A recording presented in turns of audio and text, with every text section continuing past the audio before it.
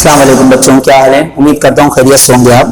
आज हमारा जो अगला लेक्चर है सेकंड ईयर मैथमेटिक्स के हवाले से, वो है बेटा लेक्चर नंबर 31। रिसेंट जो लास्ट लेक्चर मैंने 30 करवाया था, तो मेरा बेटा तुम्हें याद होगा उस 38 लेक्चर में मैंने आप लोगों को एरिया ऑफ ट्राइंगल से रिलेटेड क्वेश्चंस करवाना शुरू कर दिए थे चैप्टर 3 में।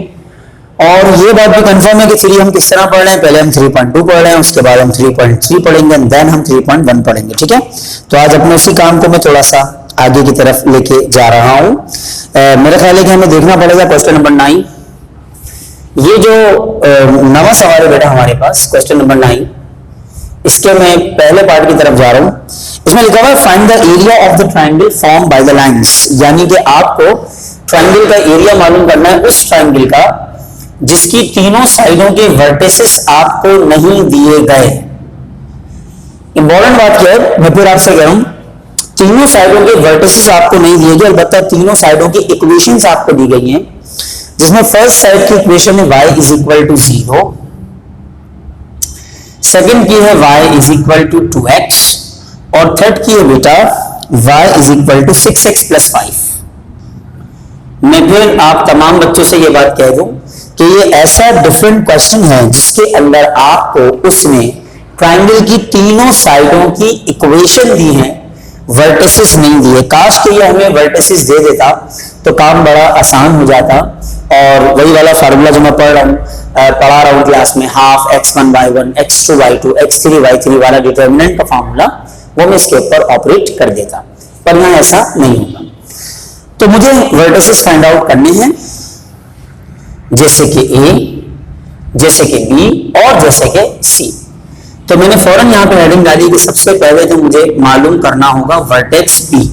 इधर सुनो ध्यान से, जहां 1 और 2 आपस में एक दूसरे के साथ इंटरसेक्ट कर रहे हैं, वो पॉइंट इस ट्राइंगल का B। और ये बात हमेशा मेरी याद रखना कि ट्राइंगल की जो एक साइड है ना बेटा, दरअसल वो आपके पास एक लाइन है प्लेन में, जहां 3 लाइंस आपस में एक दूसरे से किसी भी तरह से इंटरसेक्ट करें, उसके नतीजे में बनती है ट्राइंगल, जैसे कि आपके सामने। तो मैं क्या करूंगा, पहले 1 और 2 को साइमल्टेनियसली आम अलजेब्रिक मेथड से सॉल्व करूंगा, तो मेरे पास आ जाएगा B। फिर मैं 2 और 3 को सॉल्व करूंगा तो बेटा मेरे पास आ जाएगा C। फिर मैं 3 और 1 को सॉल्व करूंगा मेरा बच्चा, तो मेरे पास आ जाएगा A। जब ये तीनों वर्टिसेस एक एक करके मेरे पास आ ही जाएंगे, तो फिर मैं इसके ऊपर एरिया ऑफ ट्राइंगल का फार्मूला ऑपरेट कर दूंगा। ठीक है, आइए देखते हैं कैसे। सबसे पहले तो मैं वर्टेक्स B की तरफ जा रहा हूं। मैंने फौरन कहा कि मैं पुट करवा दूंगा इक्वेशन नंबर 1 को ले जाकर इक्वेशन नंबर 2। तो जैसे मैं इसको उठा के 2 में डालूंगा, जरा ध्यान से देखना, y 0 है 1 में, इसको यहां डाल दो। 2 is implies that 0 is equal to 2x, 0 upon 2 is equal to x, और x का आंसर कितना आ रहा है? 0। x 0 है जबकि y तो था ही 0। इसका मतलब B पॉइंट के कोऑर्डिनेट्स आ जाएंगे बेटा 0, 0। अब मेरे बच्चे में अगला काम करने जाऊंगा, मैं हेडिंग डालूंगा फॉर वर्टेक्स C कि यार अब मुझे ना C निकालना है। मेरे बच्चों मुझे C कैसे मिलेगा? इक्वेशन 2 और 3 को सॉल्व करना होगा। मैंने फौरन यहां पे लिखा कि solving equation number 2 and equation number 3। और इसको सॉल्व करने का बेस्ट तरीका ये होगा कि देखो ये भी y के बराबर, ये भी किसके बराबर? y के। तो लेट अस कंपेयर 1, 2 एंड 3, दोनों इक्वेशंस को कंपेयर करा दो बाय कंपेयरिंग इक्वेशन 2 एंड 3। जब कंपेयर कराओगे बेटा तो 6x प्लस 5 बराबर हो जाएगा 2x के, क्योंकि देखो ये भी y के बराबर और ये भी y के बराबर है।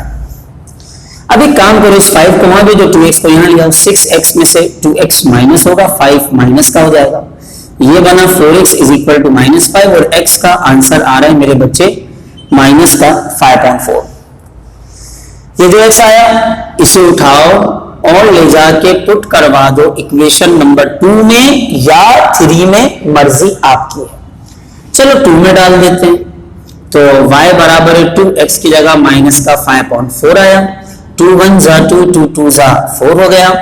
y का आंसर आ रहा है बेटा माइनस का 5.2। इसका मतलब C पॉइंट के कोऑर्डिनेट्स हो गए -5/4 -5/2। मैं फिर यहां पे मेंशन कर देता हूं -5/4 -5/2। अब रह गया मेरा तीसरा वाला वर्टेक्स विच इज ए। यार मुझे ए भी तो निकालना है। अब मेरा बच्चा मैं ए कैसे निकालूंगा? फिर दोबारा वही काम करो, इक्वेशन 1 में डायरेक्ट y 0 के बराबर है, इसको उठा के 3 में डाल दो। तो मैंने फौरन यहां पे लिखा कि मैं पुट करवा रहा हूं इक्वेशन नंबर 1 को ले जाकर इक्वेशन नंबर 3 में। बेटा जैसे ही ये काम होगा 3 इंप्लाइज दैट जहां y वहां 0 आ जाएगा, ये 6x प्लस का 5 हो जाएगा, 5 को यहां भेजा बेटा माइनस का हो जाएगा, -5/6 इज इक्वल टू x हो जाएगा, जबकि y किसके बराबर है? 0 के। तो हम ये समझते हैं कि यहां से a पॉइंट के कोऑर्डिनेट्स हो जाएंगे -5/6, 0 -5/6, 0। यहां लिख रहा हूं मैं इसको -5/6, 0। देखो बेटा इस तरह से जैसे मैंने आपसे कहा था कि आप 1 और 2 को सॉल्व करेंगे, 2 और 3 को सॉल्व करेंगे, 3 और 1 को सॉल्व करेंगे, एक एक करके आपने अपने तीनों वर्टिसेस को फाइंड आउट किया। अब अगला काम ये होगा कि आप इन तमाम की मदद से मालूम करेंगे इस ट्राइंगल का एरिया। असल में हमारा प्रॉब्लम तो यही था ना कि मुझे इसका एरिया फाइंड आउट करना था। तो आपने फौरन कहा therefore area of triangle ABC बराबर होगा half determinant x1 y1 x2 y2 x3 y3 1 1 1, ये फार्मूला। तो आइए बेटा यहां वैल्यू प्लेस करवा देते हैं, x1 y1 x2 y2 x3 y3। 2 कर रहे डिवाइड, वहां जाकर मल्टीप्लाई होगा, x1 y1 x2 y2 और x3 y3 1 1 1। अच्छा मेरी बात सुने ध्यान से। तरीकेकार ये होता है कि आप इसे किसी भी एक या किसी भी एक कॉलम से बोल सकते हैं। मुझे ना रो नंबर 2 में 2 0 नजर आ रहे हैं, तो मैंने कहा मैं रो 2 से एक्सपेंड करता हूं। अब रो नंबर 2 से एक्सपेंड करने का तरीकेकार ये होता था, अगर आपको याद आ रहा हो, कि पहला नंबर प्लस का, ये तो दिया हुआ माइनस में, पहला नंबर प्लस का दैट इज 0, अगला नंबर पहला नंबर माइनस का, अगला नंबर प्लस का, और अगला नंबर फिर माइनस का। माइनस प्लस माइनस साइने में यहां लिख रहा हूं ताकि याद आ जाए दोबारा से। Plus minus plus minus plus minus plus minus plus. Check करो बेटा, मैं रॉ नंबर 2 से बोलने का मेरा बच्चा। तो पहला माइनस का, दूसरा प्लस का, तीसरा माइनस का। ये दो तो जीरो इनकी को तो भाग में डाल दो, यहां से बात करो। ये रो गई, ये कॉलम है 1 2 3 4। माइनस का 5.60, माइनस का 5.4, माइनस का 5.2।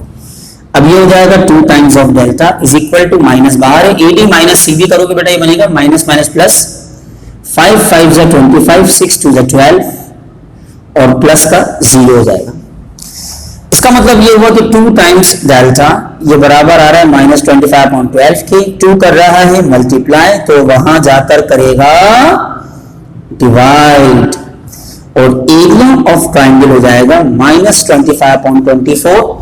और ये बात हम अच्छी तरह से जानते हैं कि एरिया कभी भी नेगेटिव नहीं आता, तो हम यहां पे कह देंगे कि एरिया ऑफ ट्राइंगल बराबर हो जाएगा +25/24 स्क्वायर यूनिट। क्योंकि एरिया है तो उसका कोई ना कोई यूनिट होगा। इन शॉर्ट हम इसे स्क्वायर यूनिट के सिंबल से शो कर देंगे। तो मेरे बच्चों देखा आपने किस तरह से मैंने इस प्रॉब्लम को सॉल्व किया। ये मैंने आपको वो तरीका सिखाया जिसमें अगर किसी ट्राइंगल की 3 साइड्स की इक्वेशन आपको दी गई हो और आपसे कहा जाए कि आप उस ट्राइंगल का एरिया फाइंड आउट करो, तो ये है उसका कंप्लीट मेथड। आई होप आप तमाम बच्चे इसका पार्ट नंबर 2 जरूर घर से ट्राई करेंगे और उसे परफॉर्म करके मुझे व्हाट्सएप पे भेजेंगे। मैं पार्ट नंबर 2 इसका आपको क्या दे रहा हूं बेटा, होमवर्क। बस दूसरा पार्ट ही आपने होमवर्क में करना है, ज्यादा इस पे हाथ चलाने की जरूरत नहीं है, ठीक है। अब इसके बाद आते हैं हम 10वें सवाल पे। मेरे बेटे ये जो 10वां सवाल है इसमें आपसे कहा जा रहा है, वो कह रहा है कि we have a triangle, okay fine. कहता है मेरे पास एक ट्राइंगल है, उस ट्राइंगल की तीन साइड की इक्वेशन है y is equal to m1x plus b1, इसे स्लोप बाय इंटरसेप्ट फॉर्म भी कहते हैं। दूसरी साइड की इक्वेशन है y is equal to m2x plus b2, इसको आप इक्वेशन नंबर 2 कह लेंगे। और तीसरी वाली इक्वेशन में भाई साहब ने थोड़ा हल्का हाथ रखा है, x इज इक्वल टू 0। तो कहते हैं show that the equation of side of a triangle are this proves that the area of triangle is given by, साबित करके बताइए कि अगर आप इस ट्रायंगल का एरिया निकालने जाएंगे तो वो एरिया बराबर होगा half bracket b1 minus b2 का whole square over m1 minus m2। ये पूरा बेटा किताब में लिखा हुआ है, पेज नंबर 135 पे मैं चल रहा हूं इस वक्त, उसका लास्ट क्वेश्चन है। तो बिल्कुल ऐसे एक्सप्रेशन लिखा हुआ है, ठीक है, समझ में आती है बात कि अगर हम उसका प्रूफ करने जाएंगे तो फिर इसी की कोई प्रैक्टिस है आपके सामने। सो तमाम बच्चे जरा इसे तो स्क्रीनशॉट में ले लीजिएगा, फिर मैं इसकी तरफ बढ़ता हूं, ठीक है। तो सबसे पहले मुझे मेरे ख्याल से मुश्किल वाला वर्टेक्स निकालना चाहिए, वो बी है। तो मैंने हेडिंग डाली फॉर बी। सबसे पहले मैं बी निकालूंगा, उसके तरीका क्या होगा, मैंने कहा कि सॉल्विंग इक्वेशन नंबर 1 एंड 2, 1 और 2 को सॉल्व करूंगा मैं। y बराबर है m1x प्लस b1, y बराबर है m2x प्लस b2 के। अब इसको सॉल्व करने का बेस्ट तरीका क्या हो सकता है, आप इन दोनों को आपस में सब्ट्रैक्ट करवा दें। जब सब्ट्रैक्ट कराएंगे आप जानते हैं डाउन साइन चेंज, ये दोनों कट गए बेटा, यहां 0 आ गया। m1x minus m2x plus b1 minus b2 हो गया। एक काम करो, इन दोनों को यहां ले जाओ, तो ये हो जाएगा b2 माइनस b1, इन दोनों में से x कॉमन निकालो, m1 माइनस m2x कॉमन। और मैं समझता हूं कि b2 minus b1 over m1 minus m2, दरअसल ये आंसर आ गया किसका, x का। ये आपके सामने आप क्या करते हैं यार, आप पुट करवा देते हैं इस x की वैल्यू को ले जाके, मर्जी आपकी है 1 में या 2 में। चलो मैंने 1 में डाला। Therefore, equation number 1 is implies that y is equal to m1, जहां x वहां x की जगह बेटा x की वैल्यू आ जाएगी, प्लस b1। मेरे बच्चे y बराबर होगा, जरा इसका एलसीएम शरीफ ले लीजिए, m1 माइनस m2, m1 को अंदर भेजिए, m1 b2 minus m1 b1 plus ये b1 जाकर इस पूरे के पूरे ब्रैकेट से मल्टीप्लाई होगा, बिकॉज आपने यहां पे एलसीएम लिया है, तो ये डिवाइड वाला वहां जाकर क्या करेगा बेटा, मल्टीप्लाई करेगा। आइए इसको मजीद सॉल्व करते।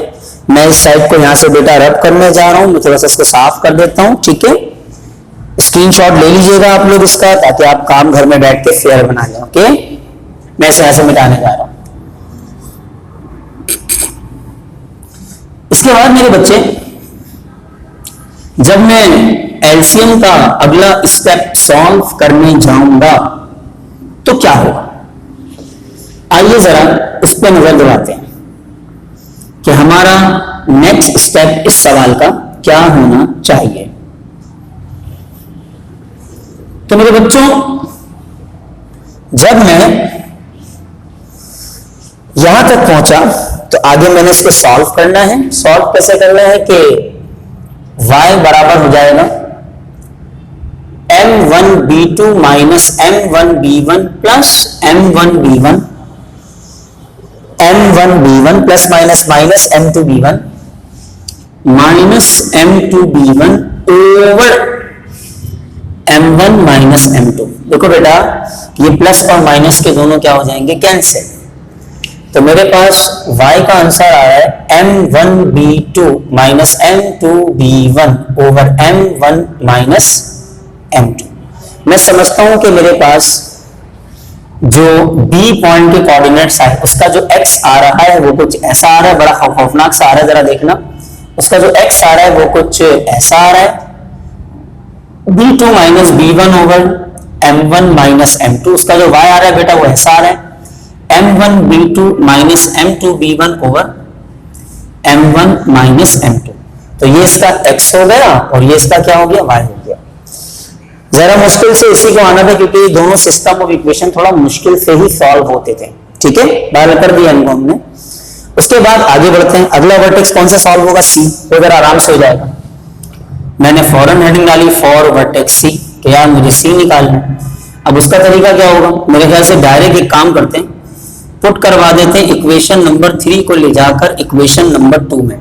जब आप 3 को ले जाकर 2 में डालेंगे तो क्या होगा, 3 में डायरेक्ट आपके पास x आ रहा है 0, आप इसे उठा के जैसे ही 2 में डालेंगे तो y बराबर है m2x की जगह 0 प्लस b2, सीधा सीधा y का आंसर कितना आ गया बेटा, b2 आ गया, जबकि x किसके बराबर है 0 के। तो मैं समझता हूं कि C पॉइंट के कोऑर्डिनेट्स हो जाएंगे 0, b2, 0, b2। इसके बाद मुझे a निकालना है, तो मैंने फॉरन कहा फॉर वर्टेक्स a। इसे निकालने का तरीका क्या होगा, पुट करवा देंगे इक्वेशन नंबर 3 को ले जाकर इक्वेशन नंबर 1 में। जब आप 3 को ले जाके 1 में डालेंगे बेटा, y बराबर है m1, x की जगह 0 आ गया प्लस b1, y का डायरेक्ट आंसर आ रहा है b1, जबकि x कितना आ रहा है 0, तो a पॉइंट के कोऑर्डिनेट्स बनेंगे 0, b1। ये a आ गया आपके, इन दोनों को सॉल्व किया, ठीक हो गया। जब तीनों पॉइंट मेरे पास आ गए तो मुझे एरिया प्रूफ करके बताना है, उस एक्सप्रेशन के बराबर होगा। तो अब उसका तरीकेकार क्या होगा मेरा बच्चा, जरा ध्यान से देखना। उसका तरीकेकार ये होगा कि आप यूज करेंगे एरिया ऑफ ट्राइंगल का formula, half x1 y1 x2 y2 x3 y3 1 1 1, ये फार्मूला लगाएंगे। और इस फार्मूले को लगाते वक्त आप तमाम तर वैल्यूज को प्लेस करेंगे, 2 का डिवाइड, वहां जाके मल्टीप्लाई करेगा। x1 y1 मेरा बेटा सामने 0, b1, यहां 1 आ गया। x2 y2 जरा मुश्किल से आया था, ये बेटा सामने लिखा हुआ है। b पॉइंट के कोऑर्डिनेट डाल देंगे, b2 minus b1, m1 minus m2, ये हो जाएगा m1 b2 minus m2 b1 over m1 minus m2, जबकि 1 अपनी जगह है। और तीसरे वाले पॉइंट की जगह आएगा 0 और b2, और यहाँ 1 आ जाएगा। कहां से खोलूं मैं इसे, मेरा ख्याल है कॉलम 1 से खोलना बेस्ट है, क्योंकि कॉलम 1 में 2 0 पड़े हैं, आप चेक कर सकते हैं। कॉलम 1 से खोल लो इसको। तो कॉलम 1 से खोलने में क्या होगा, पहला प्लस का, दूसरा माइनस का, और तीसरा फिर दोबारा प्लस का। इंटरेस्टिंग बात है, 2 0 पड़े में तो मेरे ख्याल से यहां से तो बचत हो गई, अपनी कोई काम करने की जरूरत नहीं है। असल में देखना है कि यहां से क्या होगा, ये रह गई और ये कॉलम है, b1 b2 1 1, ऐसे। अब आप इसको मजीद सिंप्लीफाई कर लो बेटा, 2 टाइम डेल्टा बराबर होगा, माइनस अंदर भेजो, ये हो जाएगा b1 माइनस b2, माइनस अंदर गया, sign change, m1 minus m2, ac minus bd का फॉर्मूला लगाओ, ये करेगा इससे, ये करेगा इससे, b1 माइनस b2, ये दोनों मल्टीप्लाई कर रहे हैं आपस में, बेस सेम पावर है, b1 माइनस b2 का whole square over m1 minus m2, 2 times delta. मेरा ख्याल ये कि एरिया ऑफ ट्राइंगल मुझे प्रूफ करना था, सो एरिया ऑफ ट्राइंगल हो जाएगा half bracket b1 minus b2 का whole square over m1 minus m2। मेरा बेटा अगर आप लोग चेक कर सकते हैं कि ये पूरा का पूरा क्वेश्चन मैंने किस तरह से प्रूफ किया, क्या इसका अंदाज था, किस तरह से मैं लेके चला। सो आप देख लें, एक अच्छा सवाल मैं समझता हूं कि इस को देखा जा सकता है। ये 10वां सवाल जो आपके सामने इस वक्त मैंने परफॉर्म किया है, ये आपके सामने इस वक्त मौजूद है, ठीक है। तो मेरा बेटा इस सवाल के बाद यानी कि 9वां भी कर लिया और हमने 10वां भी कर लिया।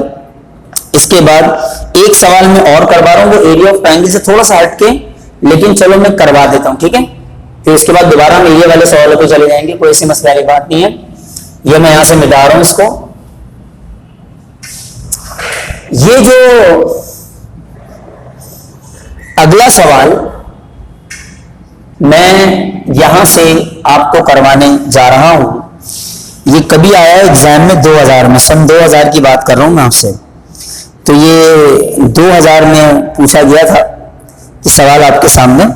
तो चलिए मैं आपको बताता हूं सवाल क्या है, फिर उसके बाद हम थोड़ा सा आगे बढ़ जाएंगे। सारे बच्चे अपने पास भी पढ़ने बेटा, किताब में क्वेश्चन है क्या, कह रहा है कि show that the equation of the line show that the equation of the line या prove that the equation of the line through the origin and makes an angle of measures phi, theta नहीं लिखा हुआ, phi लिखा हुआ है, with the line y is equal to mx plus b is, उसके बाद उसने कोई इक्वेशन बना के दी हुई किताब के अंदर, y अपॉन x बराबर है m plus tangent phi divided by 1 minus m tangent phi. पूरा एक सवाल इस तरह से उसने बना के आपको दे दिया है। अब देखना यह है कि हम इसे किस तरह से प्रूफ करेंगे और एक्चुअली क्वेश्चन बनेगा क्या हमारे पास। मैं आपसे बात कर रहा हूं बेटा इस वक्त क्वेश्चन नंबर 17 की। कब आया था ये? 2000 के पेपर में आ चुका है। आइए जरा सवाल को थोड़ा समझते हैं। वो सवाल ये कह रहा है कि भाई साबित करके बताओ कि एक लाइन जो ओरिजिन से होती हुई गई, मैं इसे L2 कह रहा हूं, वो लाइन जो ओरिजिन से पास हो रही है और वो लाइन एक और लाइन के साथ, जिस लाइन की इक्वेशन आपको दी गई है y is equal to mx plus b, यकीनन ये स्लोप y इंटरसेप्ट फॉर्म वाली लाइन है जो इस तरह से जाती है और ये इसका अल्लाह आपका भला करे y इंटरसेप्ट होता है। वो लाइन इस लाइन के साथ एक एंगल बनाती हुई जा रही है, वो एंगल है फाई। अकलमंद के लिए इशारा काफी है बेटा, ये एंगल बिटवीन टू लाइंस वाला केस है। L2 के स्लोप को आप M2 लेंगे और L1 के स्लोप को आप M1 लेंगे जो M के बराबर है, क्योंकि नजर आ रहा है इसका स्लोप M है। और आपको यह साबित करना है कि उस लाइन की इक्वेशन बनेगी y upon x is equal to m plus tangent phi divided by 1 minus m tan phi. यह आपका सवाल है। आपको यह साबित करना है कि इस लाइन की इक्वेशन ये बनेगी। समझ लो पूरा सवाल क्या है? तो पूरा सवाल मेरा बेटा इस तरीके से आपको दिया गया है। आइए जरा इसके सॉल्यूशन की तरफ चलना शुरू करते हैं। देखो पहली चीज ये, अगर मैं आपसे ये कहता कि यार इस सवाल में मैं इक्वेशन ऑफ लाइन L2 निकालूंगा, वैसे मेरे हिसाब से इसको 2.5 में होना चाहिए था, बहरहाल कोई बात नहीं, तो आप यहां यूज करेंगे y minus y1 is equal to slope times x minus x1, यानी स्लोप 1 पॉइंट फॉर्म का फार्मूला। बेटा क्योंकि ये लाइन ओरिजिन से होती हुई जा रही है इसलिए x1 y1 के कोऑर्डिनेट 0,0 और स्लोप की जगह आप m2 ले लेंगे क्योंकि आप सेकंड लाइन की बात कर रहे हैं।